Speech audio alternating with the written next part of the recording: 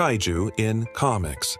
There's been a lot of giant monster mayhem in Marvel Comics over the years, but none more terrifying than during the 2017 event called Monsters Unleashed.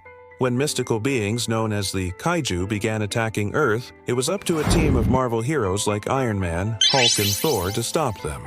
But these weren't your typical big bads. These were classic Kaiju like Agamotto and Tentacle, who previously had only appeared in Godzilla comics published by Toei. The story was a love letter to old-school monster movies and horror comics, which were also a big influence on the legendary Stan Lee.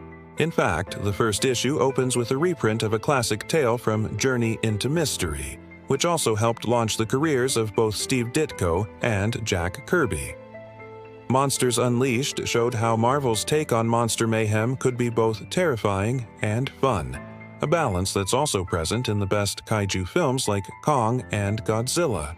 But what makes the series so horrific is how it captures our primal fear of giant creatures rampaging through modern cities, personifying nature's wrath.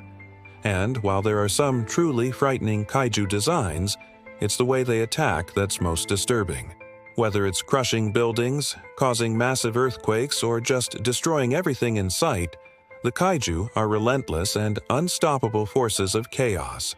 And even though our heroes do their best to stop them, the damage is already done. What's most impressive about Monsters Unleashed is how it ties together classic kaiju with modern sensibilities.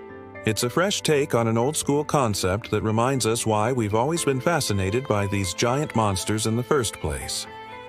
The series is a must-read for any fan of kaiju or anyone who loves a good monster movie.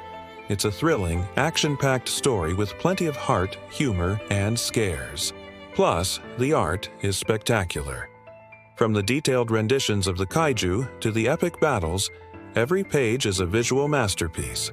In a world where anything can happen and anyone can be a hero, one thing is certain: the kaiju will always return.